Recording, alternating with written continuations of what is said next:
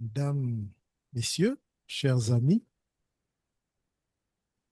Excellence, Monseigneur Alfred Souereb, nonce apostolique au Maroc,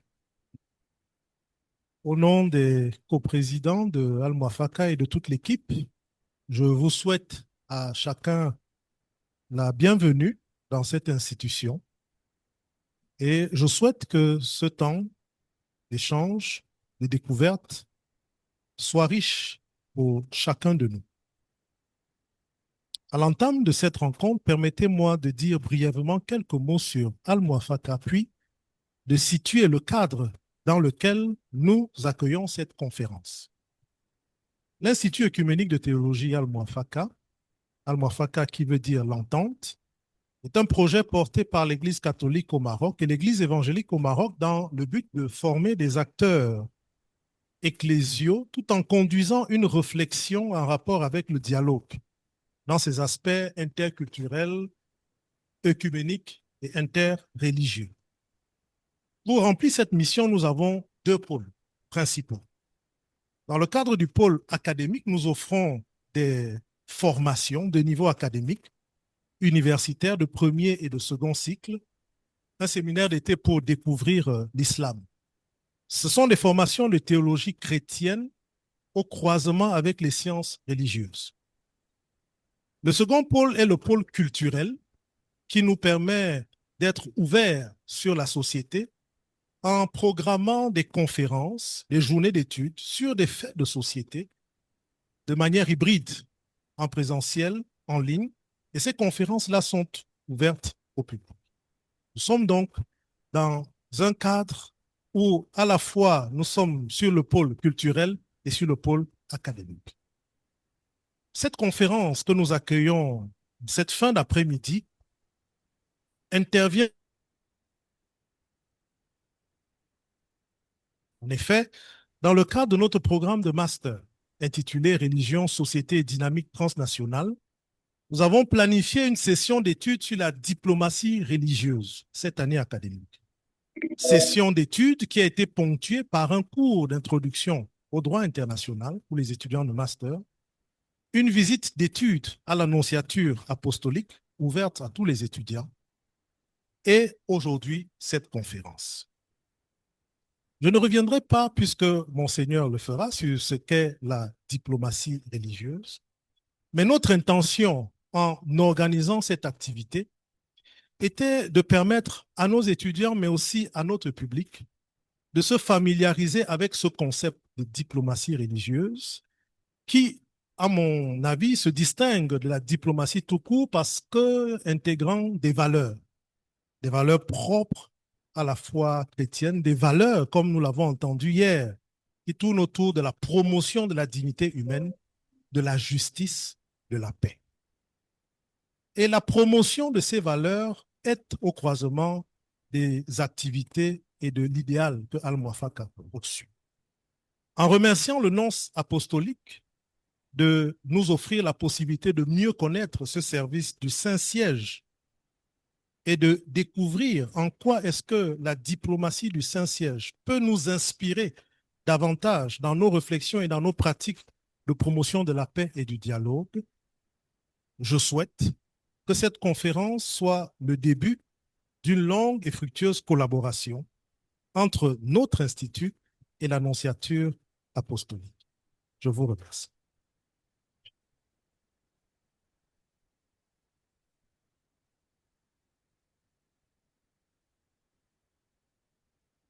Bonsoir à tous, chers frères et sœurs. Il y a 7 ans et quelques jours, notre Église recevait la visite apostolique du pape François, le successeur de Pierre, l'évêque de Rome, le signe et centre d'unité de toutes les églises catholiques du monde. Dans son discours, la tour Hassan, devant Sa Majesté, que Dieu le garde, devant les autorités civiles et religieuses et devant tout le peuple marocain, le pape avait dit, entre d'autres choses, « Je considère comme un signe prophétique la création de l'Institut œcuménique Al-Muafaka à Rabat en 2012, par une initiative catholique et protestante au Maroc, institut qui veut contribuer à promouvoir l'écuménisme ainsi que le dialogue avec la culture et avec l'islam. Cette louable initiative traduit les soucis et la volonté des chrétiens vivant dans ces pays de construire des ponts pour manifester et servir la fraternité humaine. Fin de citation. À l'occasion du 10e anniversaire de la fondation d'Al-Muwafaqa, il y a 2 ans, le conseil d'administration de l'Institut a eu l'honneur de participer à l'audience générale du pape et de le saluer personnellement en lui offrant un petit cadeau que lui a estimé beaucoup. C'était les 3 hommes, les juifs, les chrétiens, les musulmans, comme nous avons estimé aussi les cadeaux qu'il nous a fait de nous saluer et les chapelets qu'il offre toujours. Et voilà que nous avons aujourd'hui ici les représentants du souverain pontife, du pape, les nonces apostoliques, l'ambassadeur du Vatican, la personne qui fait le lien entre le pape et l'Église universelle et nos églises locales. Il nous honore vraiment avec sa présence.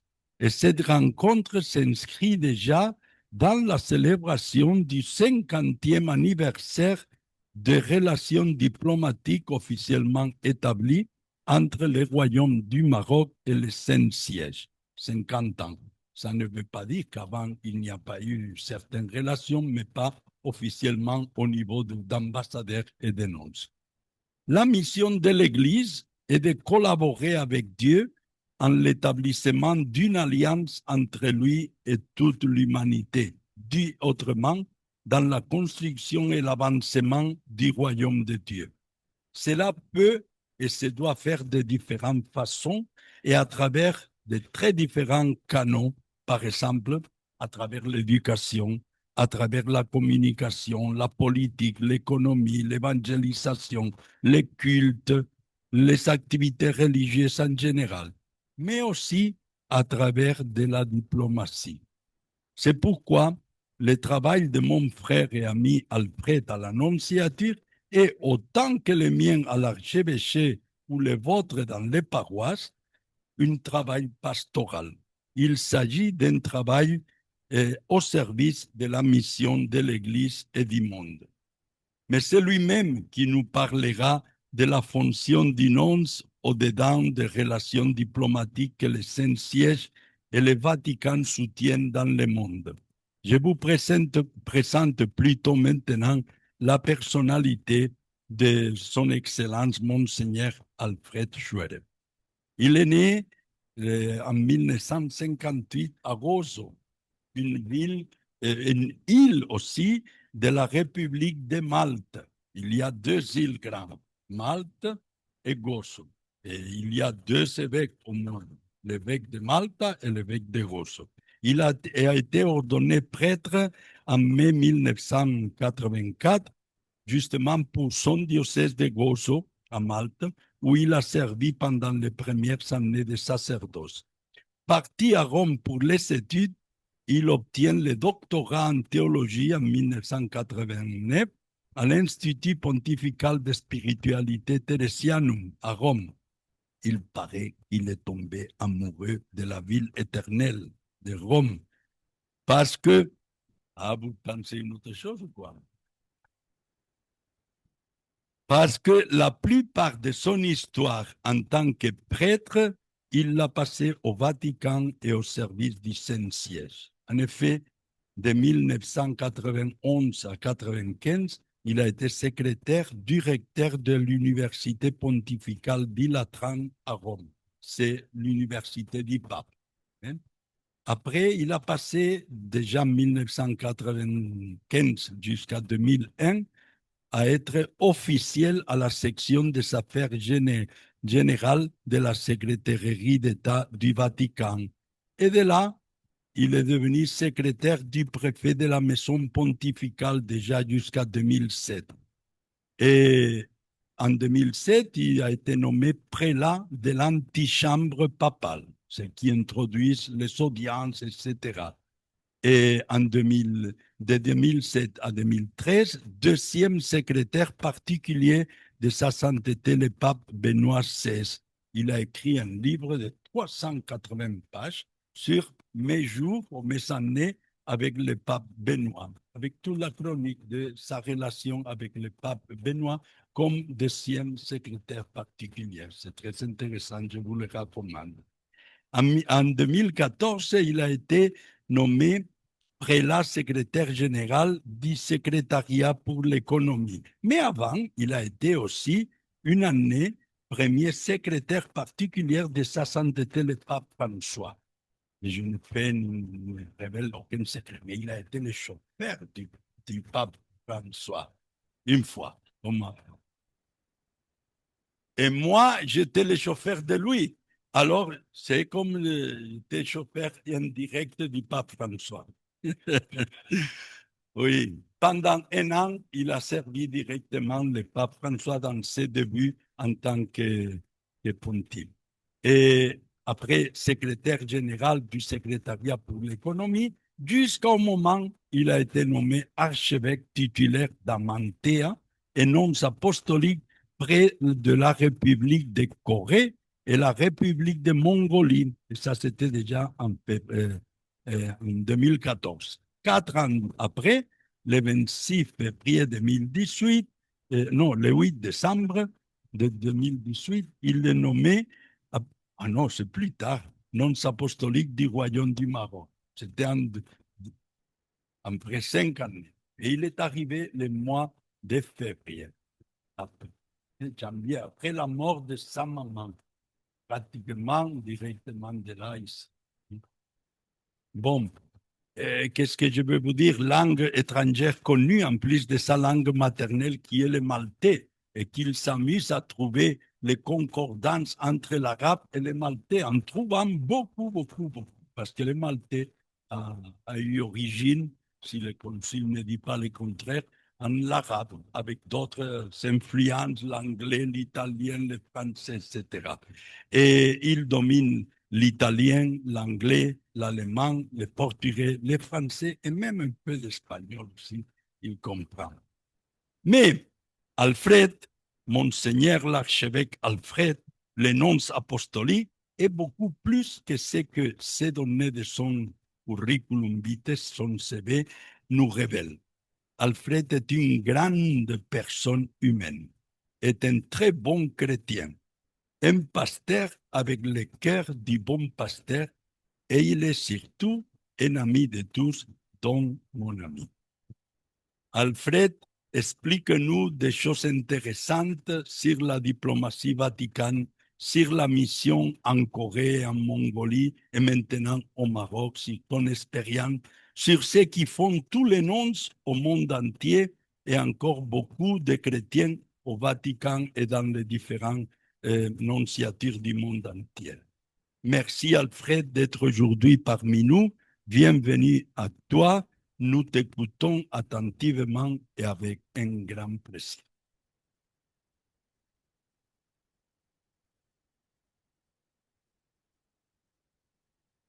Merci, Père Cristobal. Je suis sûre que vous avez tous hâte à entendre Monseigneur Schwareb. Je me permets de dire juste quelques mots aussi. Quand je me suis présentée à Monseigneur Schwareb, il m'a dit, je m'appelle Alfred.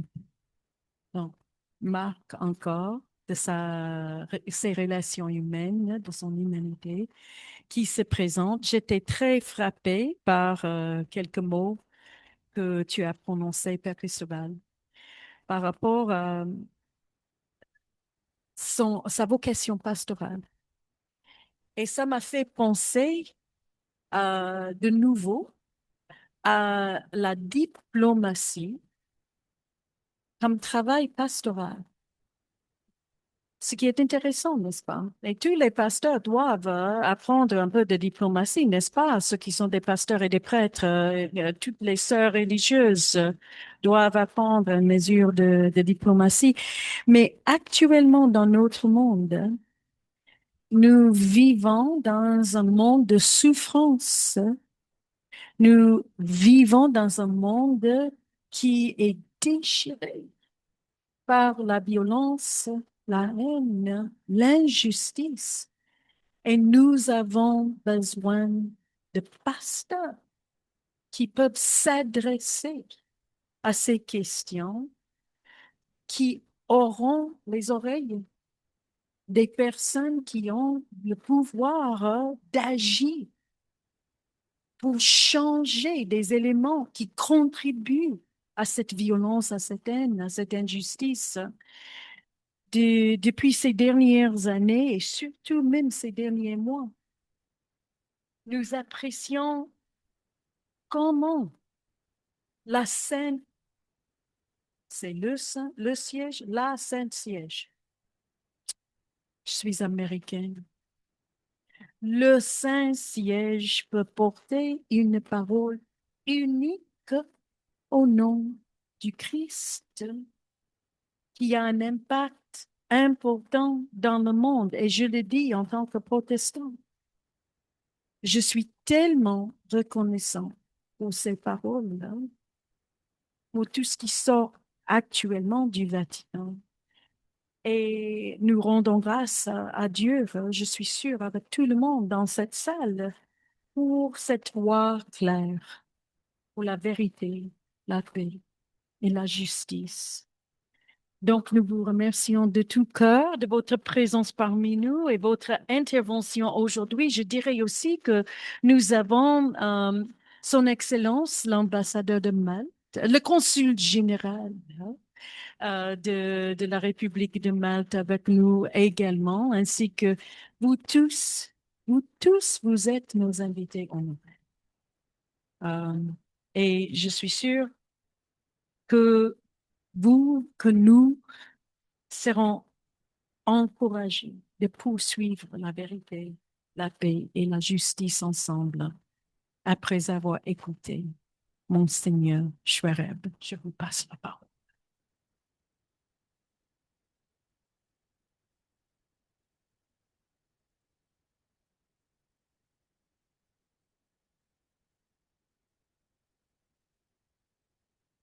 Merci beaucoup à tous. La diplomatie du Saint-Siège dans le monde contemporain et son lien spécifique avec le royaume du Maroc. La diplomatie du Saint-Siège, quelques distinctions. Avant d'aborder les subtilités de la diplomatie du Saint-Siège, je pense qu'il est utile de faire brièvement quelques distinctions importantes qui devraient nous aider à mieux comprendre sa nature particulière. Dans le langage et la pensée courante, on tend souvent à identifier le Saint-Siège avec le Vatican. Une telle équivoque est incorrecte et conduit à de nombreux malentendus, non seulement sur le plan international, mais aussi d'un point de vue ecclésial. En effet, tandis que le Saint-Siège, tout comme l'Église catholique, est une personne morale d'institution divine, on ne peut en dire autant de l'état de la cité du Vatican, qui fut fondée sous sa forme actuelle en 1929 à la suite du traité de Latran. Bien que le pontife romain soit le chef de l'un et de l'autre, il existe une différence claire entre le Saint-Siège et le Vatican, en ce que le Saint-Siège exerce une autorité souveraine sur l'état de la cité du Vatican. Cette distinction intervient également dans le domaine des relations internationales où le Saint-Siège et l'État de la Cité du Vatican œuvrent en harmonie et en totale collaboration, malgré le fait que chacun jouisse d'une personnalité juridique internationale distincte. De plus, la souveraineté du Saint-Siège ne dépend pas de l'existence de l'État de la Cité du Vatican, dont le but premier est de garantir la liberté et l'indépendance du pape dans l'exercice de son ministère. Le sens et la finalité de la diplomatie du Saint-Siège. Lorsqu'on aborde l'activité diplomatique du Saint-Siège, une question fondamentale se pose: quels sont le but et l'objectif de la diplomatie du Saint-Siège? Pour y répondre, on pourrait se référer aux nombreux exemples historiques qui attestent de l'activité diplomatique ininterrompue et proactive du Saint-Siège à travers les siècles. Cette activité, malgré ses limites, continue aujourd'hui encore de servir la coexistence pacifique des êtres humains. Par ses représentants, l'évêque de Rome, le pape, entretient une relation vivante et essentielle avec les contextes locaux, contribuant ainsi à offrir une image authentique de l'Église qui est toujours une réalité de communion entre son centre et ses périphéries. Dans le même temps, la communion entre le pontife romain et les églises locales constitue la caractéristique fondamentale de la diplomatie du Saint-Siège. La communion au sein de l'Église et avec l'Église ad extra est en fait le fondement de chacun de ses efforts de dialogue avec le monde. Et c'est précisément ce qui est et dont on a toujours eu besoin, le dialogue. Même au milieu des situations les plus difficiles et les plus précaires, c'est le dialogue qui œuvre des chemins vers la paix. On pourrait dire que pour le Saint-Siège, il s'agit d'une démarche structurée pour s'engager avec le monde, visant à connaître les faits, à les interpréter à la lumière des principes de l'Évangile et conformément au droit international. Construire des ponts, rechercher le dialogue avec tous, user d'humilité et de patience jusqu'au bout pour dénouer de nœuds apparemment inextricables, s'efforcer de raviver les plus faibles signes de bonne volonté des parties en conflit afin d'initier les processus de paix. Voilà les traits caractéristiques d'une diplomatie de la miséricorde. En définitive, la valeur ajoutée de la diplomatie du Saint-Siège est précisément la miséricorde, facteur constructif et garant de l'ordre international. La seule force véritable capable de briser la chaîne de la haine et de la vengeance et de désamorcer les mécanismes de l'orgueil et de l'arrogance humaine cause de toute volonté belliqueuse. Une diplomatie de la miséricorde accueille chacun et permet à tous les acteurs de donner le meilleur d'eux-mêmes. Une forme de justice sans miséricorde, centrée uniquement sur la punition et la rétribution, n'est pas digne de ce nom. L'appel au principe évangélique de la miséricorde comme règle d'or de l'activité diplomatique du Saint-Siège nous permet de percevoir sa véritable nature spirituelle. La diplomatie du Saint-Siège œuvre fondamentalement à la sauvegarde du caractère transcendant de l'être humain et de ses droits fondamentaux, tout en affirmant les plus hautes valeurs morales et sociales. La structure et les acteurs de la diplomatie du Saint-Siège.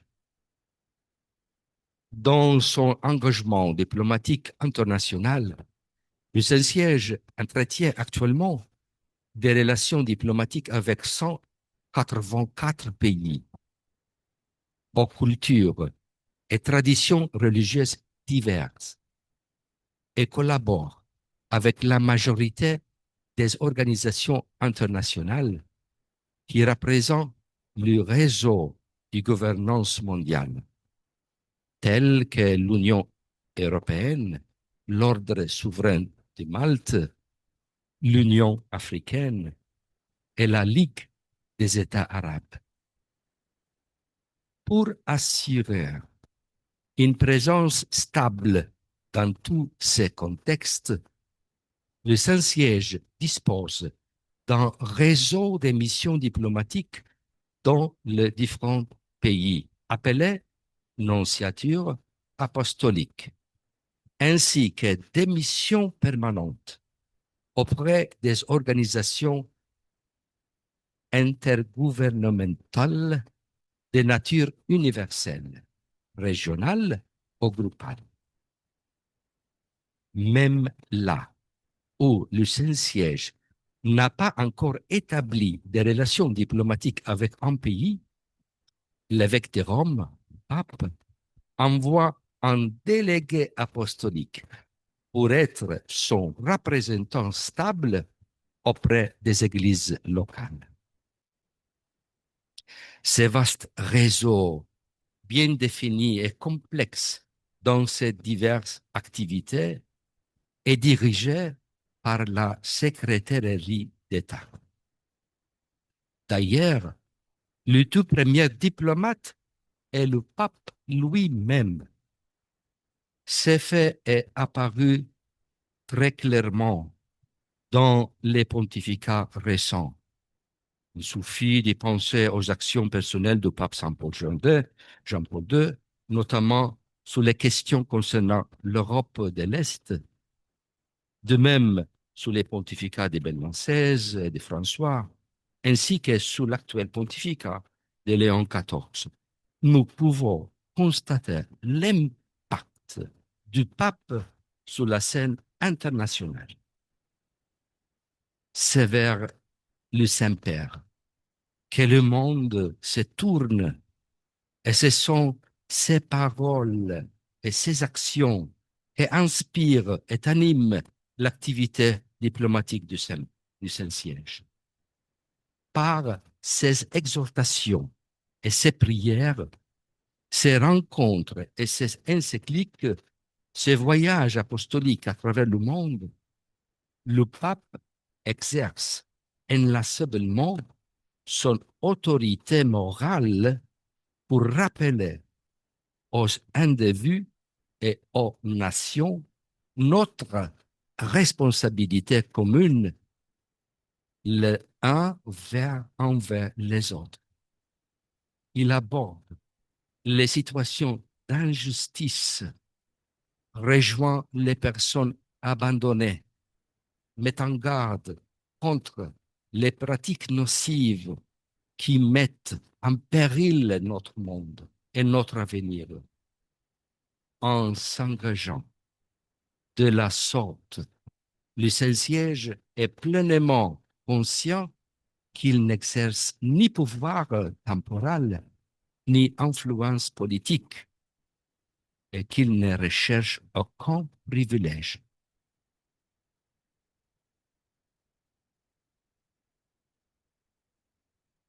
Diplomatie bilatérale et multilatérale. En plus des relations diplomatiques que le Saint-Siège entretient avec les États, à partir de 1949, lorsqu'il a accrédité un observateur permanent auprès de l'Organisation des Nations Unies pour l'alimentation et l'agriculture, le Saint-Siège a progressivement intensifié son engagement et sa contribution à l'ensemble de la communauté des nations par sa participation à de nombreuses organisations internationales, généralement en qualité d'observateur, ou plus rarement comme membre à part entière. Cette participation permet au Saint-Siège d'agir principalement comme une force de leadership éthique. Cette forme de pouvoir bienveillant, souvent décrite comme soft power, permet au Saint-Siège d'obtenir des résultats que même les autorités mondiales les plus dominantes peinent souvent à atteindre par elles-mêmes. Depuis 1964, le Saint-Siège est présent comme observateur auprès des Nations Unies, le plus grand forum stable de l'activité diplomatique multilatérale aujourd'hui. Au cours de sa participation ininterrompue à ces forums, le Saint-Siège s'est particulièrement consacré à la poursuite de nobles objectifs de la paix, de diverses manières et sous les formes nuancées, du désarmement au développement, de l'éducation à la propriété intellectuelle, du commerce aux télécommunications, et la liste est bien longue. Bien sûr, dans ces contextes, le Saint-Siège n'hésite pas à rechercher le soutien d'autres États, en particulier ceux qui sont les plus attentifs aux problèmes éthiques et sociaux de notre temps. La diplomatie du Saint-Siège s'appuie également sur la contribution des organisations non gouvernementales. En particulier, c'est qu'il s'inspire des principes catholiques dont les priorités et activités devraient naturellement être en harmonie avec celles du magistère ecclésial. Le Saint-Siège maintient fermement son indépendance à l'égard des alliances et des blocs politiques, privilégiant la coopération et la médiation en faveur de la paix plutôt que les aspects clivants de la politique. Cette position lui permet de jouer le rôle de médiateur digne de confiance et qui est essentiel pour faire face aux conflits et pour favoriser le dialogue sur les questions d'envergure mondiale. En mettant l'accent sur la coopération plutôt que sur la confrontation, ainsi que sur les idéaux de solidarité et de subsidiarité, le Saint-Siège est en mesure de construire des ponts là où d'autres ne voient que des divisions apparemment insurmontables. La diplomatie du Saint-Siège à l'œuvre, scénario et défis actuels. Je voudrais maintenant aborder brièvement la manière dont la diplomatie du Saint-Siège s'articule aujourd'hui dans le contexte international, en me limitant à mentionner seulement 3 domaines. Numéro 1, résolution des conflits et construction de la paix. Être un instrument de paix constitue le plus grand titre de noblesse et d'utilité du service diplomatique en général et du Saint-Siège en particulier. Les expériences de la diplomatie du Saint-Siège dans son activité ordinaire à cet égard sont nombreuses et diverses. Elles incluent des déclarations et des initiatives quotidiennes qui restent souvent loin du projecteur et des médias, conformément à l'esprit évangélique d'accomplir ces œuvres sans ostentation.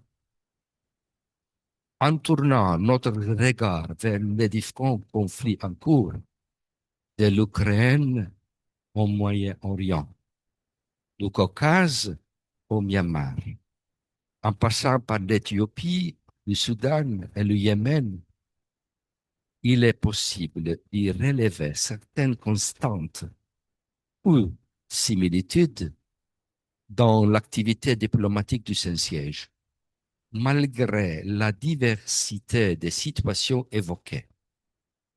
Dans chacun d'eux, le siège apostolique agit toujours dans un rôle de neutralité pour unir des idées divergentes, des positions politiques opposées, des visions religieuses et même des idéologies différentes. Il intervient pour soutenir une idée de paix qui est le fruit des relations justes, du respect des normes internationales et de la protection des droits humains fondamentaux.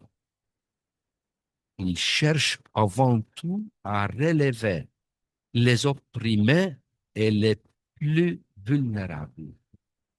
Le Saint-Siège est actif sur le plan humanitaire pour soutenir, par exemple, les efforts de renouvellement de la vie sociale dans les lieux reculés et souvent oubliés, et pour faciliter la réunification familiale des mineurs et l'échange des prisonniers, des blessés et des dépouillés entre la Russie et l'Ukraine. Dans chaque scénario de guerre, le siège apostolique ne cesse de réitérer que le principe d'humanité gravé dans le cœur de tous les hommes et de tous les peuples ne peut jamais être compromis au nom des besoins de sécurité en frappant indistinctement la population civile, y compris les femmes et les enfants. Pour ces mêmes raisons, le Saint-Siège est également proactif dans les débats et négociations internationaux sur le désarmement. Les papes ont souvent dénoncé l'immoralité des armes nucléaires et conventionnelles, ainsi que les dépenses militaires scandaleuses de certains pays. Plutôt que de consacrer autant de ressources à la guerre, le pape François avait appelé la communauté internationale à utiliser les moyens pour créer un fonds en faveur de la paix, de l'approvisionnement alimentaire et du développement.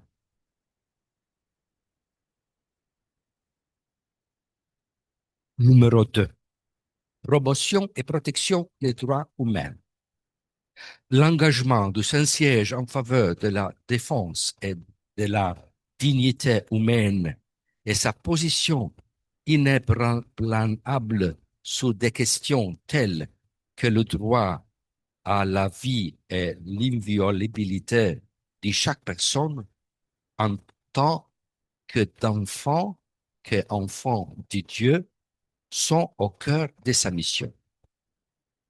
Enracinés dans la conviction que tous les êtres humains sont également aimés et créés par Dieu, le Saint-Siège prône la sacralité de la vie humaine, de la conception jusqu'à la mort naturelle. Cela inclut la promotion de la liberté, de l'éducation, des opportunités sociales et économiques, ainsi que la participation politique afin de permettre à chaque personne d'y mener une vie pleinement humaine.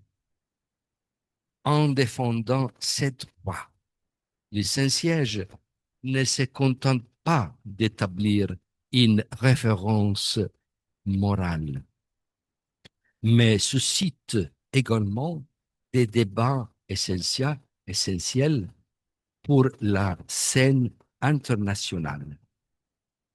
Dans le même temps, la défense des droits de l'homme implique aussi de s'opposer aux conceptions erronées des droits ou à certaines dérives idéologiques.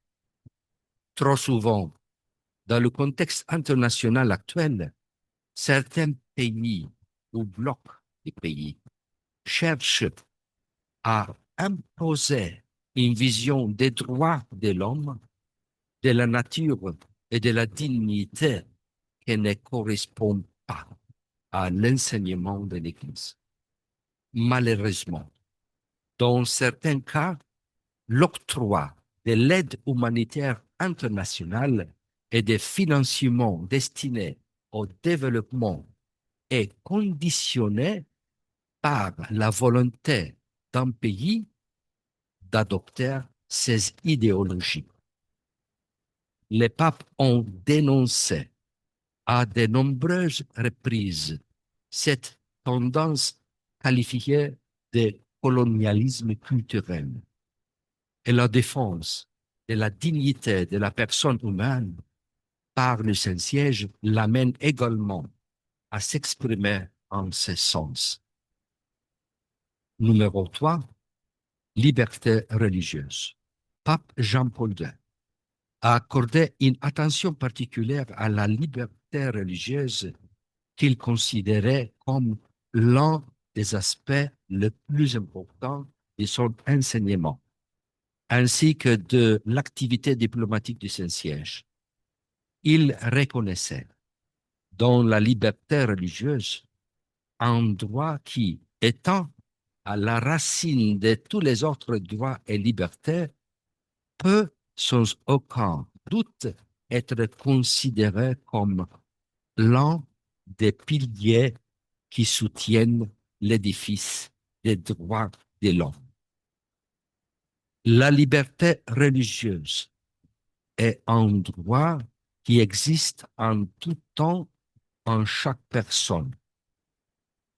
Malheureusement, tout au long de l'histoire et encore aujourd'hui, la religion a souvent été instrumentalisée pour alimenter des conflits politiques.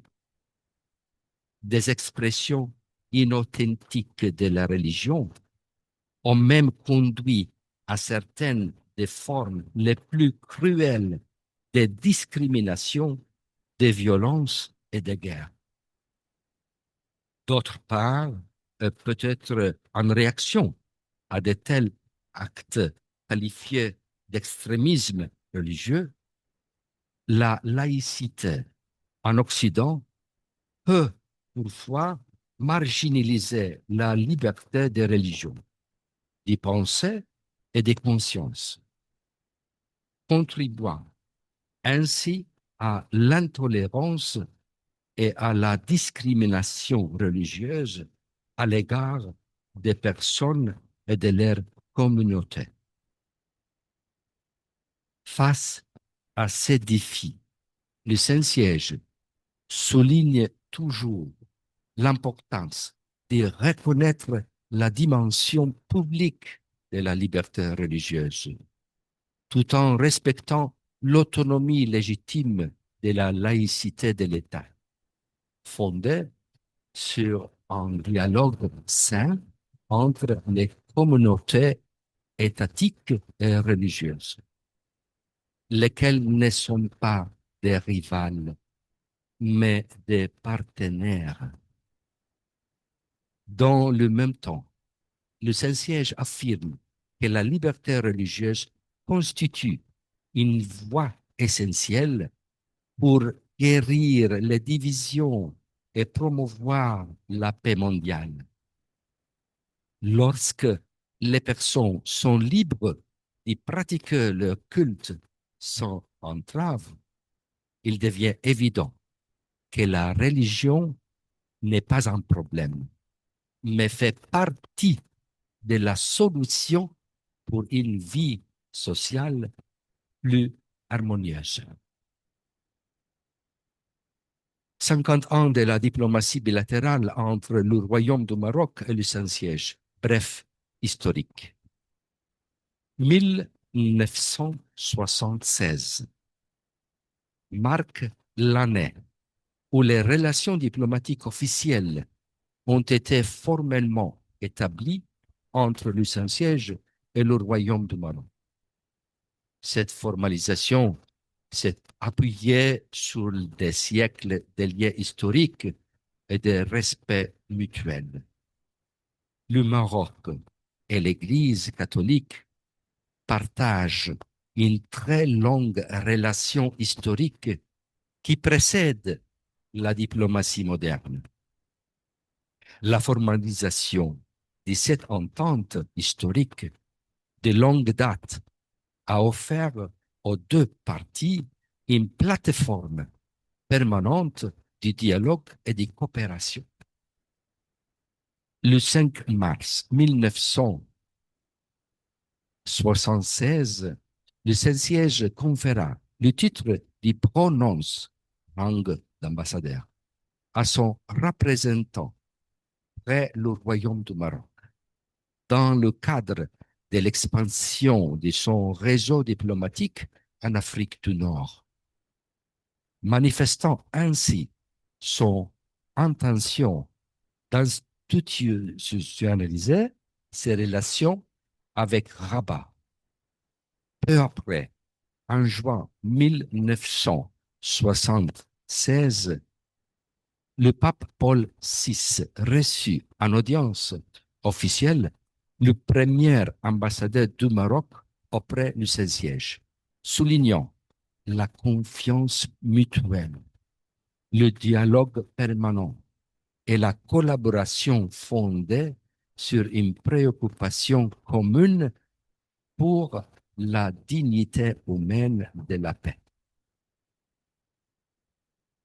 Le Maroc ouvrit son ambassade auprès du Saint-Siège en 1997, renforçant ainsi les canaux formels des relations d'État à État et affirmant l'importance que Rabat accordait aux liens bilatéraux. Les relations diplomatiques permettent à l'État marocain de traiter avec une autorité unique reconnue, le Saint-Siège, plutôt qu'avec des acteurs religieux informels ou fragmentés. réduisant ainsi les risques d'activités religieuses non contrôlées. En avril 1980, le roi Hassan II du Maroc effectua une visite historique au Vatican et rencontra le pape Jean-Paul II.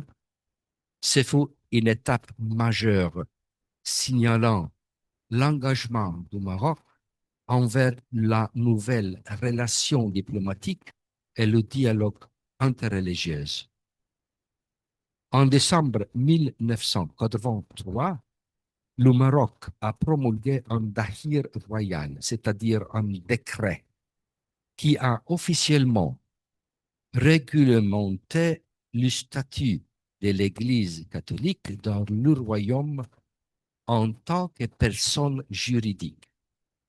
Ce texte a confirmé les droits de l'Église à célébrer le culte, à promouvoir des activités éducatives et caritatives, ainsi qu'à assurer son organisation interne, établissant ainsi un cadre institutionnel et juridique pour une coexistence pacifique et la liberté des pratiques dans le contexte marocain. Il faut également convenu que l'Église catholique n'exercerait pas d'activité d'évangélisation parmi les musulmans et s'abstiendrait de tout prosélytisme. En août 1985, le pape Jean-Paul II, à son tour, effectua une visite au Maroc, l'une des premières visites pontificales dans un pays à majorité musulmane. La messe célébrée à Casablanca, ainsi que les rencontres interreligieuses symbolisèrent le dialogue, la paix et le respect mutuel. Au fil des années, les deux parties ont de plus en plus mis l'accent sur le dialogue interreligieux et interculturel comme dimension essentielle de leurs relations. Cela inclut des efforts de coopération entre le gouvernement marocain et les instances du Vatican chargées des relations avec les États et du dialogue avec les autres religions.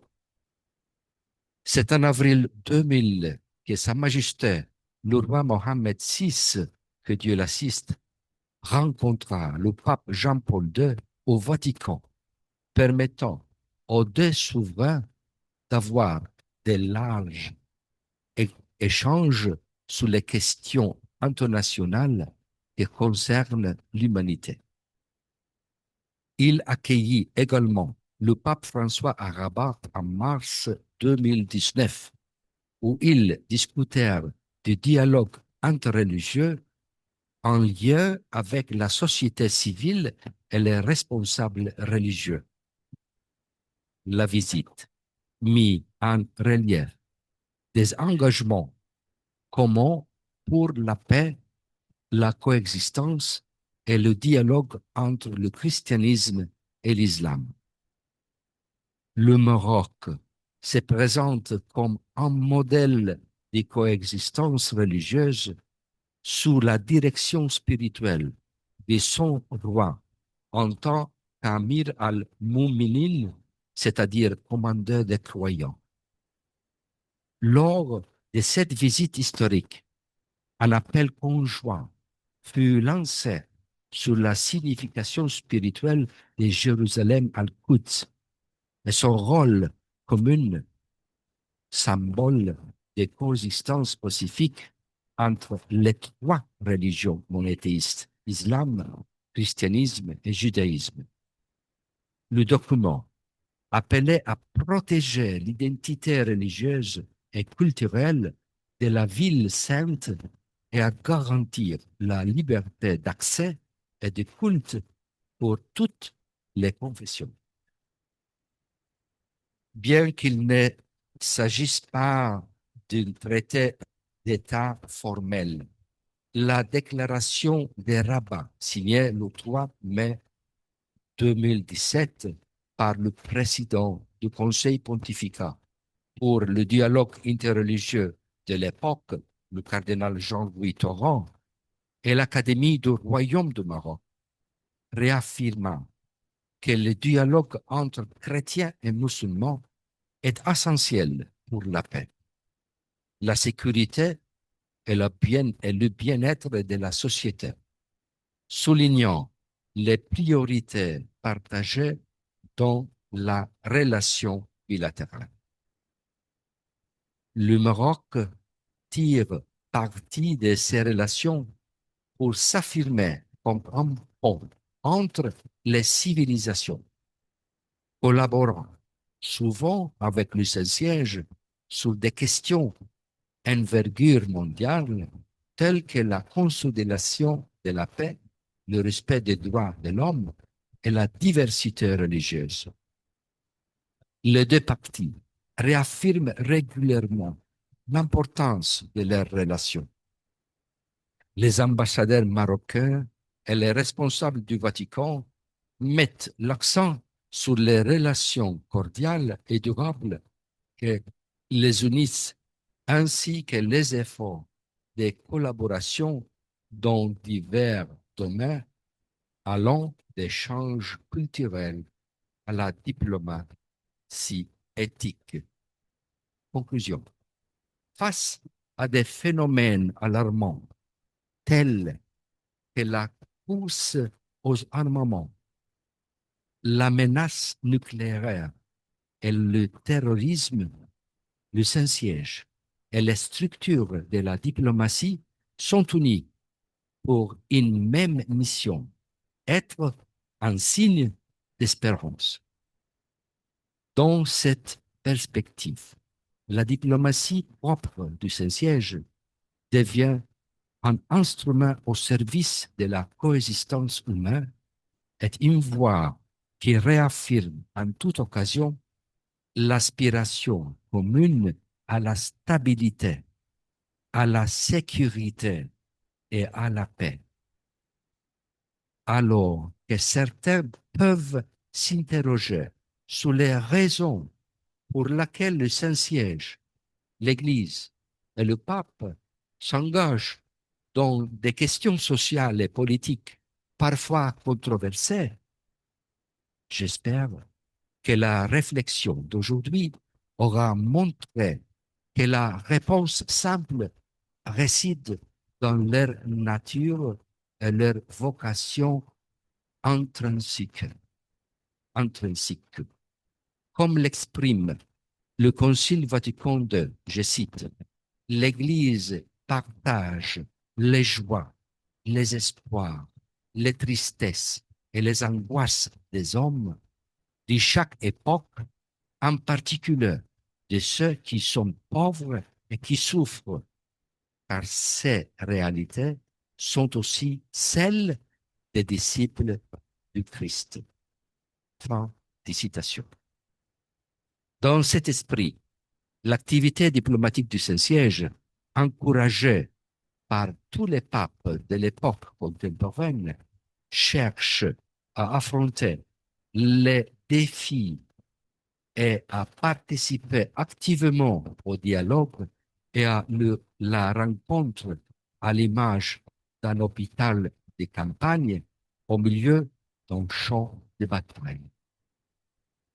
Chers amis, j'espère que cette conférence vous aura non seulement offert un aperçu des particularités de la diplomatie du Saint-Siège et des bénéfices des relations entre le Saint-Siège et le Royaume du Maroc, mais qu'elle vous aura également inspiré à approfondir votre engagement pour contribuer authentiquement à la construction d'une unique famille humaine, convaincue que nous sommes tous des compagnons de route, enfants d'une même planète qui est notre maison commune, chacun apportant la richesse de ses croyances et de ses convictions, chacun avec sa propre voix, tous frères et sœurs. Merci beaucoup.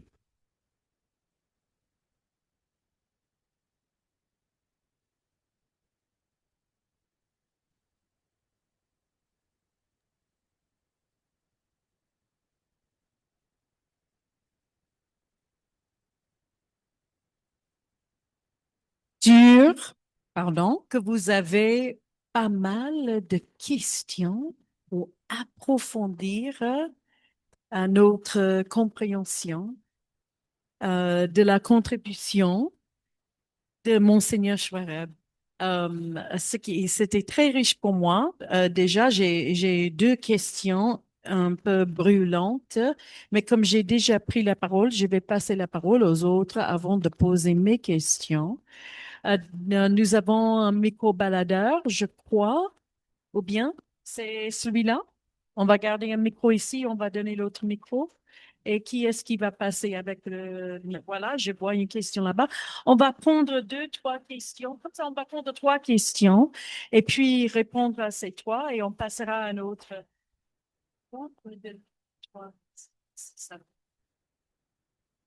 D'accord, on va traduire. You can translate into English. Um, I can do English, yeah. if needed, I can ask a question in English myself. Ah, bon, parfait. Hein? Sure. Vous pouvez vous mettre debout et vous présenter. Hello, my name is Saad Frehi. I'm actually a student at the High National School for Administration, which is a public which is a public establishment that is concerned with forming the new high public servants here in Morocco. And I've been a former student of the Catholic schools here in Morocco. So I've been a former student of the Catholic schools in Morocco, and I've had the great pleasure to have Archbishop Lopez Romero as my former headmaster. Don Bosco. Exactly. And well, I wanted to say that when talking about soft power, you mentioned that soft power was dictated through the values of the Church, of the Catholic Church. But there is one more aspect that is somehow neglected. It's not neglected, but that is less the topic of the diplomatic mission of the Church, but rather the pastoral mission of the Church, which is education. The education and the French word is l'œcuménisme. There is this word. Sorry. This mission of tolerance, this mission of cultural transmission, this interfaith transmission is maybe the biggest asset of the Catholic Church, of the Catholic Church's soft power. That was just my modest contribution to the topic, and thank you very much once again. Est-ce que tout le monde a bien compris? Oh, OK. Donc, Saad Khalil, qui est diplômé de Don Bosco, qui avait Monseigneur Cristobal Lopez Romero comme directeur d'école.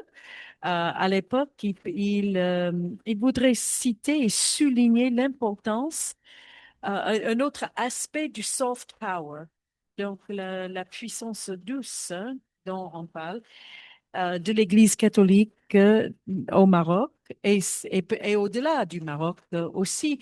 Et ses contributions à l'éducation, parce qu'il est produit de cette éducation des écoles catholiques au Maroc, et son appréciation pour la transmission culturelle dans un esprit de dialogue, dans un esprit interreligieux et écuménique de cultiver cet esprit en transmettant les valeurs aux élèves également.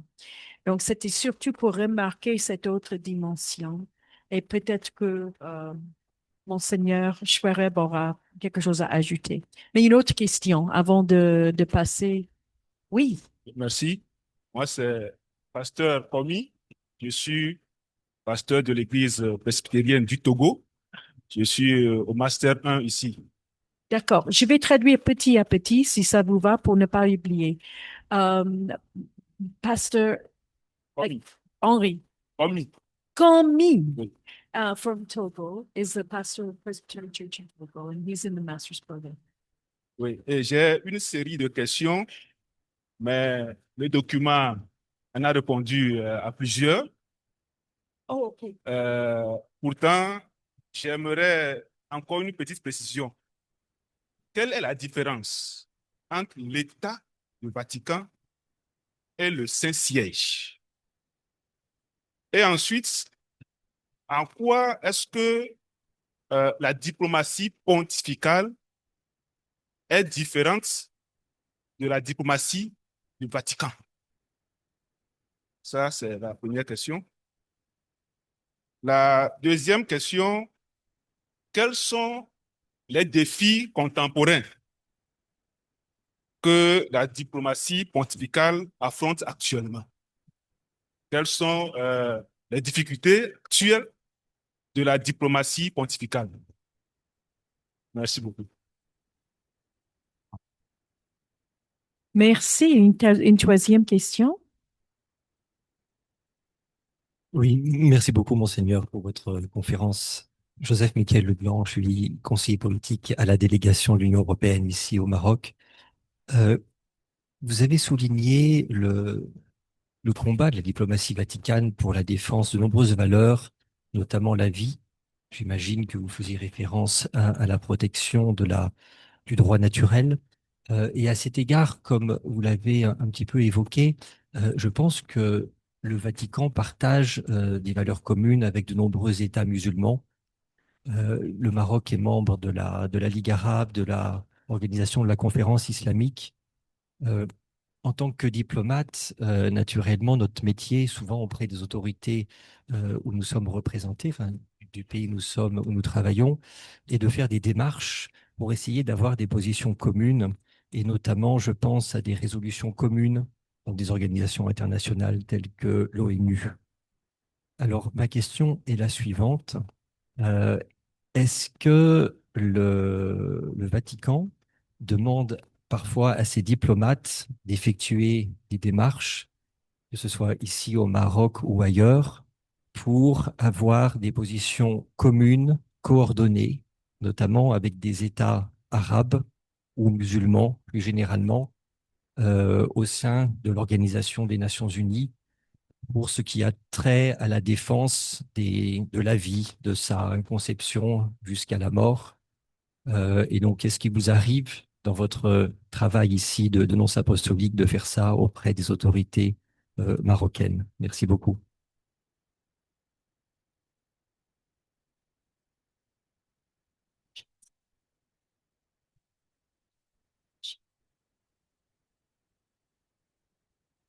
Donc, on va permettre à Monseigneur Schwereb de répondre en anglais et en français, comme vous voulez. Yes. It's no problem. En anglais? En français. Okay, en anglais. So the first question was just to comment on education as soft power. The second one is, well, what was a pair of questions. So can you explain a little bit more the difference between the state of the Vatican and le Saint-Siège? And then what's the difference between the pontifical diplomacy of the Saint-Siège and the diplomacy of the Vatican? Then if you would talk about, you talked about generally difficulties and challenges, but what's a few more specifics about the difficulties and challenges that the Saint-Siège is facing right now? And then the last question, of course, is the fact that the Saint-Siège shares values of many Muslim countries with respect to the sanctity of life. And if the Saint-Siège encourages you Oh, okay, I'm sorry. Okay, here we go. So the first about schooling, when Jesus chose his disciples, go and teach the whole world. So we take this as a command. It's not an invitation. So teaching in various forms, you can teach. The Salesians are masters in this, see, because they do not teach only Don Bosco, but to educate, to make the person take out his qualities which he have, not intellectual only using memory, but becoming a man, becoming a person of independent and capable of leading others, having a position which to contribute to the service of the community. Je traduis vite. Effectivement, quand Jésus a quitté ses disciples, il leur a donné le commandement d'aller enseigner. Et c'est très important pour l'Église catholique d'être fidèle à cette commande. Il a parlé des Salésiens, dont notre archevêque fait partie. Il est éducateur.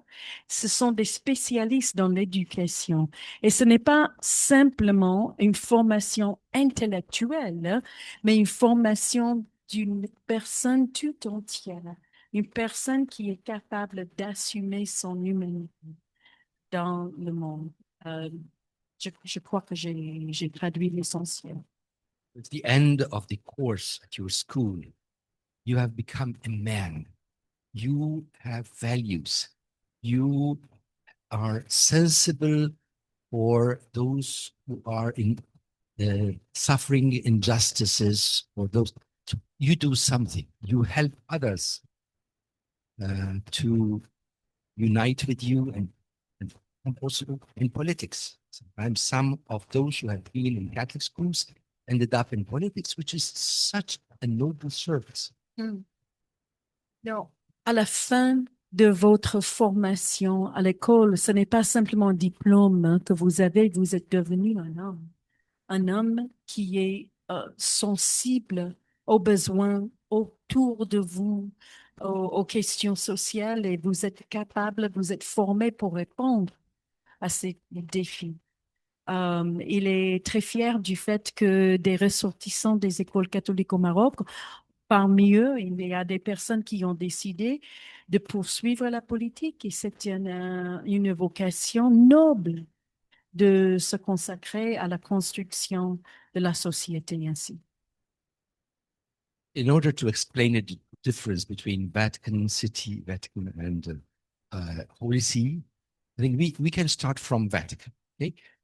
Vatican is more the area, which is very, very small, few acres, which has the reason mainly to give autonomy and sovereignty to the Pope.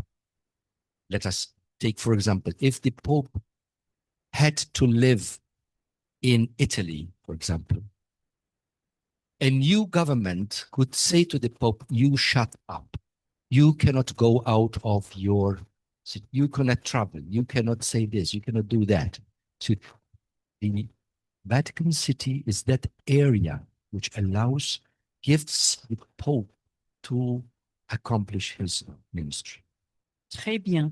Donc, la ville du Vatican est une ville qui assure l'autonomie du pape, hein, parce que si le pape devrait habiter un pays comme l'Italie, il est possible que les gouverneurs, hein, ceux qui gouvernent le pays, insistent que le pape se taise. Hein. Et donc, comme ça, il n'habite pas dans un pays européen ou n'importe quel pays.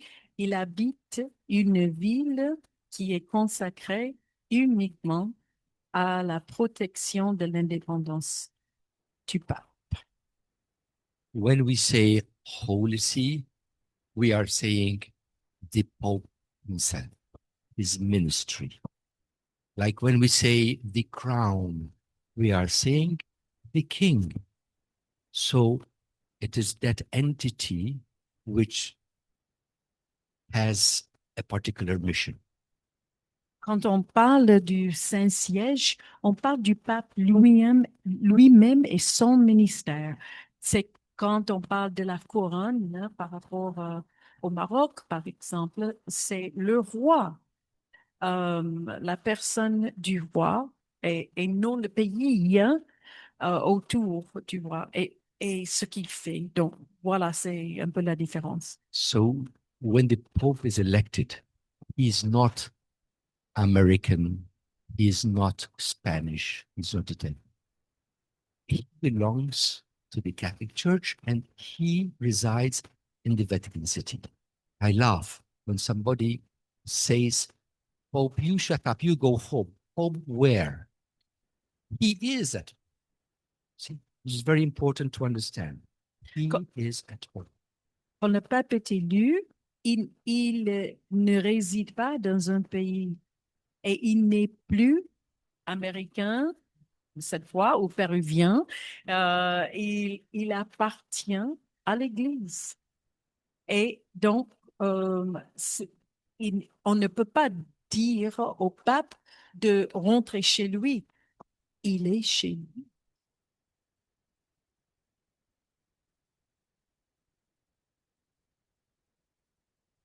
Oh, bon, il y avait aussi la dernière question, c'était la question par Very rapport difficult question. Yeah. une question difficile, oui, par rapport au la oh,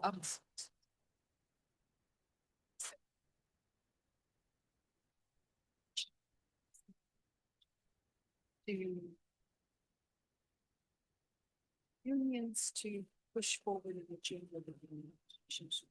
As you might have noticed, even the diplomatic activity of the Holy See is inspired by the gospel. So this is the basis. We depart from that. And we are a human, mankind, sons and daughters of the same God, brothers and sisters.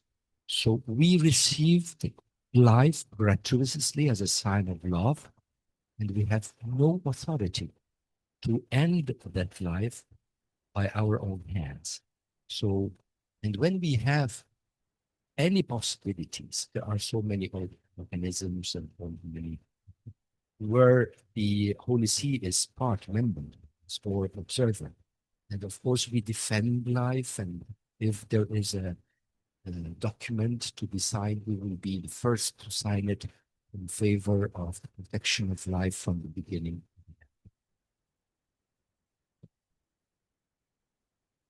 Les activités diplomatiques du Saint-Siège sont informées et inspirées par l'Évangile et les valeurs évangéliques. Et d'abord, c'est ce que nous sommes tous. Nous avons les mêmes valeurs devant Dieu. On est tous frères et sœurs. On est tous précieux.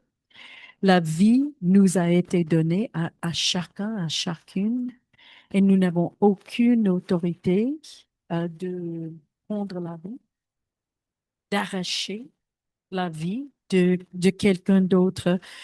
Et bien sûr, on a la responsabilité de défendre la vie, c'est-à-dire quand il s'agit des documents à signer, des associations, donc des alliances, disons, à signer des déclarations, c'est ça ce que je voudrais dire. On est le premier à signer. C'est ça la réponse. At the Vatican, we have various departments, and we also have l'Académie de la Vie, which promotes the value of life. And it's from time to time makes exhortations or declarations in favor of life. Donc, le Vatican a aussi plusieurs départements qui promulguent la vie et on a aussi l'Académie de vie qui fait les efforts spécifiques vers la défense de la vie. On peut prendre d'autres questions maintenant, peut-être? Il y a des mains. Oh, il faut que je passe le micro.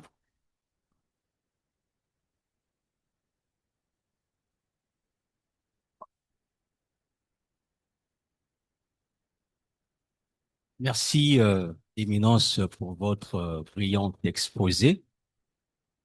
Alors, vous avez énuméré quelques défis que vous avez.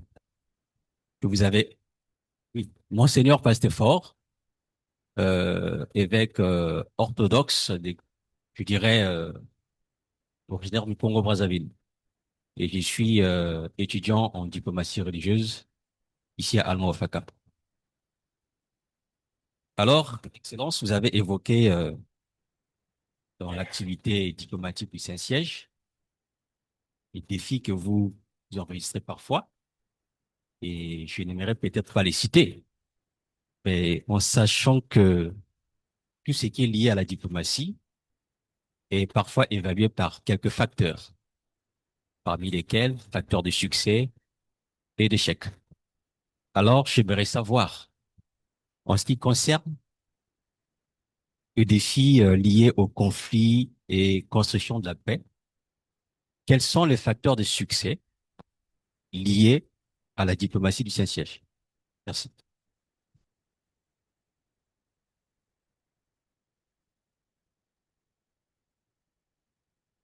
Our brother Monseigneur l'évêque of the Orthodox bishop from Congo Brazzaville asks about evaluating success and failure in this these efforts of diplomacy.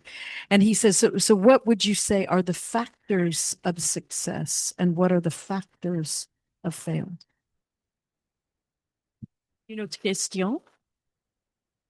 Christian, Pasteur Christian.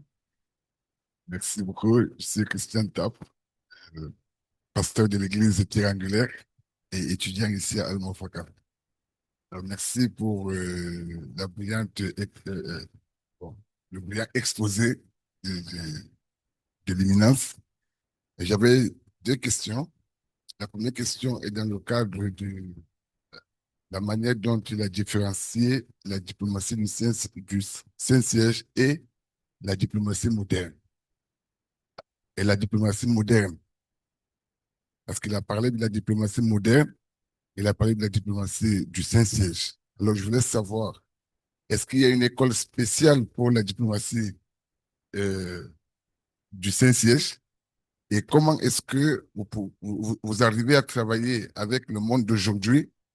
Est-ce qu'il n'y a pas souvent de contradiction à l'intérieur entre la diplomatie du Saint-Siège et la diplomatie moderne? Est-ce que dans la relation, est-ce qu'il n'y a pas peut-être une forme de résistance? Comment vous faites pour dialoguer avec cette diplomatie moderne? Ça, c'est la première question. Et la deuxième question est en rapport avec le Maroc, vu ce qui a été fait autrefois concernant les églises. Je vois ici que c'était l'Église catholique qui était autorisée à pouvoir exercer le culte au Maroc, et même enseigner ceux qui sont les membres.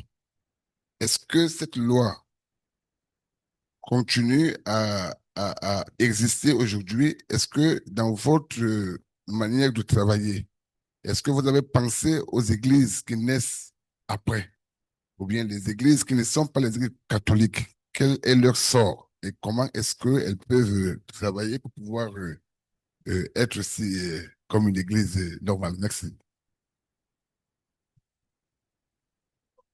Il aimerait répondre vite à ces deux questions d'abord. Et puis, on va prendre une autre question.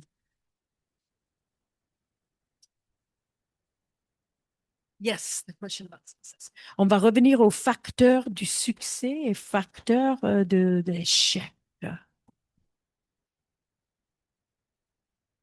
During my lecture, I have mentioned the fact that while others have reasons to try to convince other countries, maybe for their own benefits, to get richer or to buy certain materials which they do.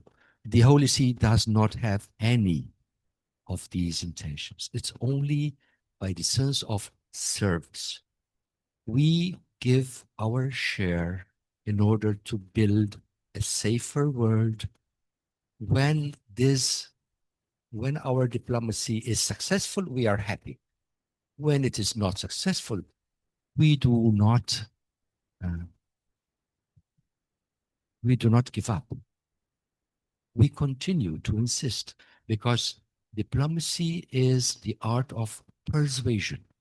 So we try in one way or in the other way to knock here and to knock there and to involve other countries or other actors who could help in convincing a particular person or country to refrain from harming the world or posing a threat to the world. So this is we are not seeking success.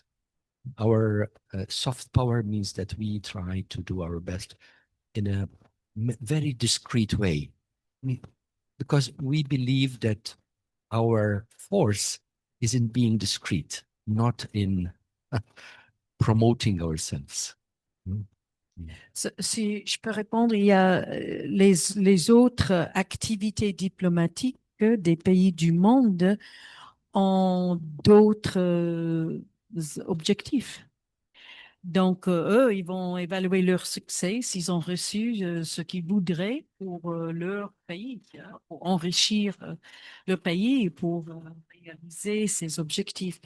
Mais nous n'avons pas les mêmes objectifs. Notre seul objectif, c'est de servir et pour arriver à avoir un monde plus sécurisé, un meilleur monde avec plus de paix, plus de justice. Et quand on ne réussit pas, donc quand les conflits continuent, quand il y a des choses qui passent de pire en pire, par exemple, nous n'abandonnons pas. Nous continuons. Et ce qui est important pour nous, c'est de faire notre mieux, de recruter des acteurs, d'autres pays ou d'autres instances, d'autres ONG qui ont la capacité d'avoir l'oreille de ceux qui sont en train de faire le même. Donc, on essaye de convaincre dans une manière très discrète, de changer, de persuader, de convaincre les gens de changer leur comportement dans le monde. Et c'est tellement important de le faire en discret, non devant l'écran, hein, pour que ce soit vu. Ça a beaucoup plus de possibilités de succès. Ça. For example, the talks between Russia and Ukraine. Somebody was saying, will they be hosted at the Holy See, at the Vatican? Vatican, of course, says, we are available. But we did not impose ourselves to say, you have to come here, because this would give us some splendor. This would give us importance. We are ready to welcome you. If you think you can do that somewhere else, you do it somewhere else. But the most important thing is that you do it. You dialogue. Par exemple, les négociations entre la Russie et l'Ukraine. Les gens demandent, est-ce que les négociations se feront au Vatican? Et la question, le Saint-Siège répond en disant, nous sommes là, nous sommes prêts à recevoir ici ou autre part, mais ce n'est pas important que nous soyons mis devant comme l'endroit qui reçoit. Ce qui est important, c'est ce que ces négociations se fassent. Ah oui, avec Christian. Christian.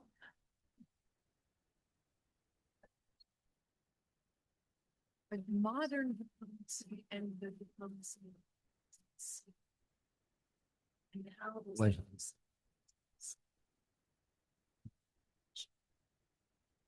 well, each country has its own diplomats. So it has its own diplomacy, activity of diplomacy. according to its values, to its credence. So we try to dialogue with each of the countries. That's why we have a representative of the Pope in 184 countries, and also in multilateral diplomacy within the organizations like UNESCO, United Nations, the Arab organization. We try to be present everywhere. We give our share. We understand that each country has its own diplomatic way to solve things, and we try to give our share in that. So we don't see any conflict. It's a contribution. It's let's put together our forces, our ideas. Alors, Christian, c'est pour toi. Chaque pays a ses propres priorités diplomatiques, ses manières de poursuivre ses priorités, ses objectifs d'après ses propres valeurs. Et donc, le Saint-Siège essaie d'être aussi présent que possible dans les discussions dans ces pays. C'est pour ça que le Saint-Siège a cette présence officielle dans tant de pays, ainsi que au sein d'autres organisations comme l'UNESCO, comme la Ligue arabe, pour contribuer à la discussion, au dialogue. Nous ne voyons pas de conflit entre la participation dans les questions contemporaines et d'être au contraire, on a quelque chose à contribuer. On va prendre d'autres questions. On a quelques autres questions. Et j'aimerais savoir, Myriam, à quelle heure est-ce que nous devons terminer? D'accord. D'accord, on va prendre juste quelques autres questions. D'accord.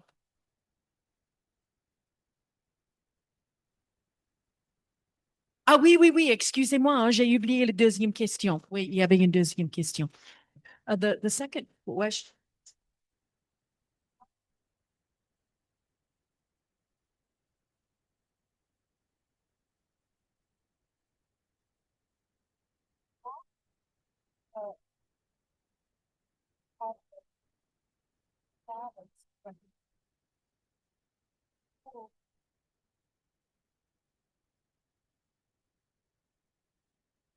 Pardon, oui, oui, oui.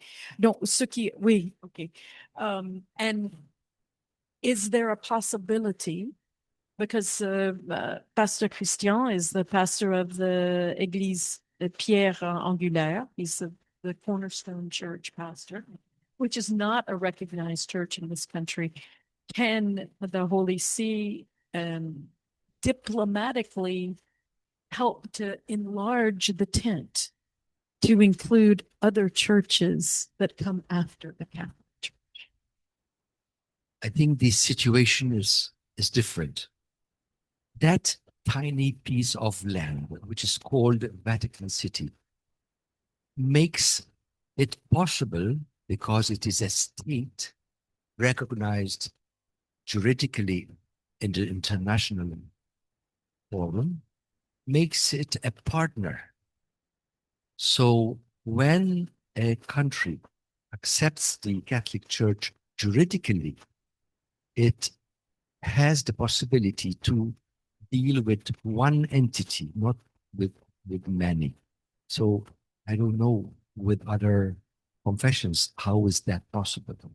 It is possible for us because we have a state, so we are a state of our own, so we are among other states, so interstate relationships.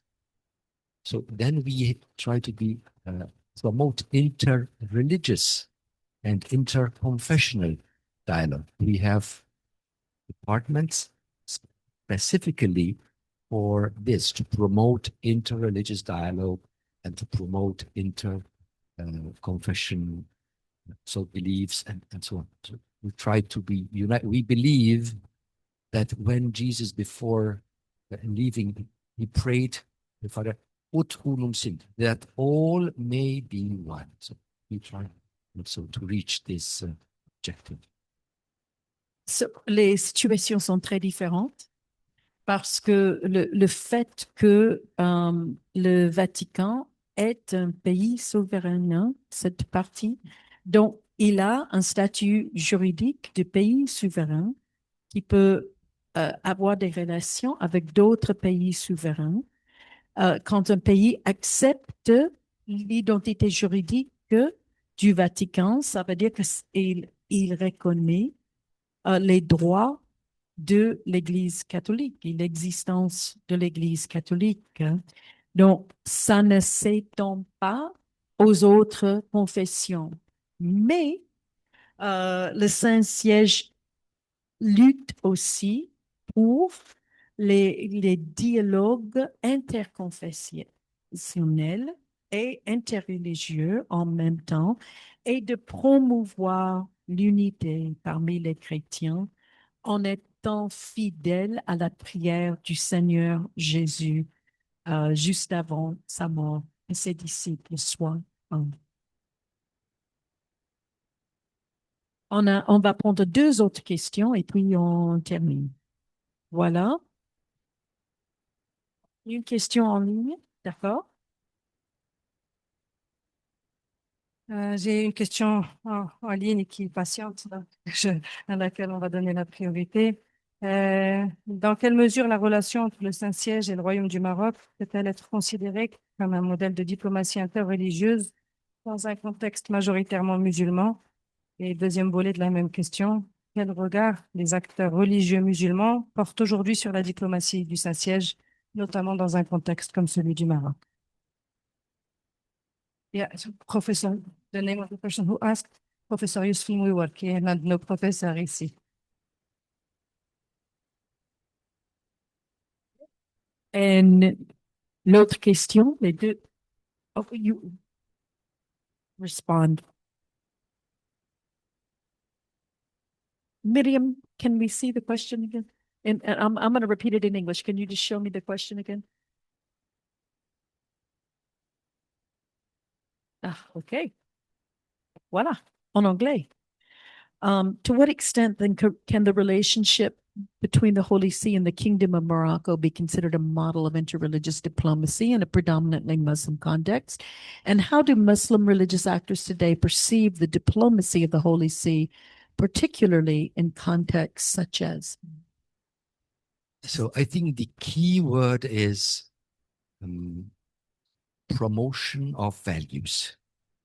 So the Moroccan country government has been very intelligent in avoiding extremists. The counselors of His Majesty the King were good enough to point out that in other countries there were insurrections, and there were conflicts, and there were also the fightings and so on. Something which did not happen in Morocco, and that was not by chance, but because Morocco gave the possibility to its citizens to express themselves in free democratic elections and giving them the freedom to exercise their beliefs, and also to give the freedom to those who are not Moroccans but are living in Morocco to express to their beliefs, to behave as they believe in. So this creates harmony. So nobody feels in difficulty about this. So, and we promote values. We know, for example, that the Moroccan government promotes the value of life, of justice, of peace, of tolerance. So here we have the same values. Sometimes when I meet a Moroccan person and tells me, I am a pious Muslim, I am happy. I encourage him to become even more pious, because a pious Muslim means that he embraces certain values which I have.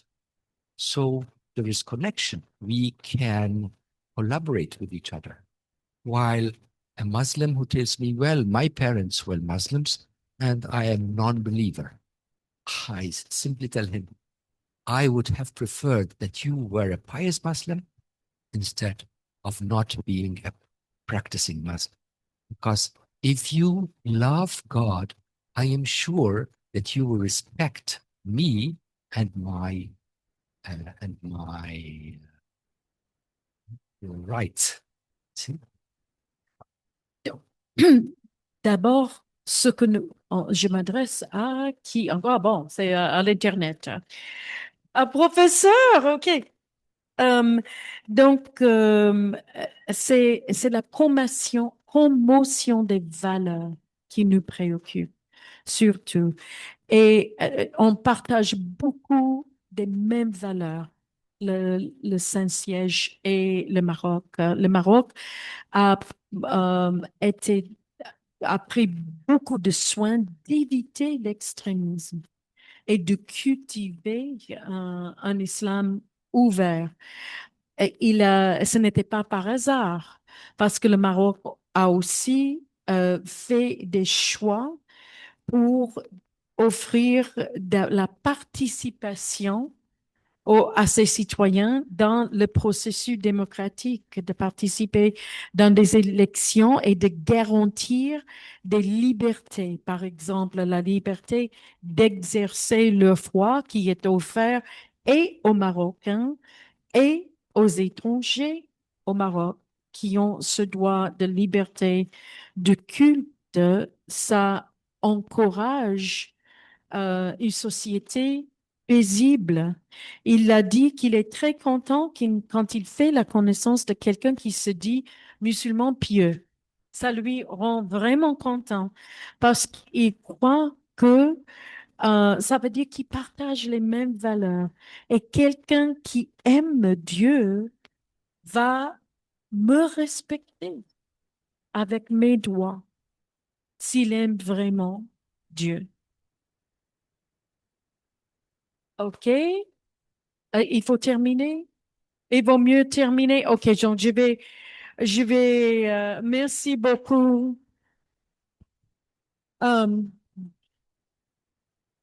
Je suis absolument passionnée par la diplomatie de la miséricorde. Avant-hier, nous avons fait une étude biblique chez moi où on voyait des textes en fait du Coran ainsi que la Bible qui parlaient de la miséricorde. Et nous avons vu encore une fois, et je vais essayer de le citer en français parce que je le connais en anglais, heureux les miséricordieux, car ils seront accordés la miséricorde, n'est-ce pas? Et on peut aussi traduire ce mot, ils verront la miséricorde. Ils verront la miséricorde. Donc, la cultivation de cette diplomatie de la miséricorde permet à ce que nous voyons tous autour de nous de plus en plus de miséricorde. Et alors, ça rend gloire à notre Dieu unique, Allah Ar-Rahman Rahim. Amen. Amen. Merci. Mille merci.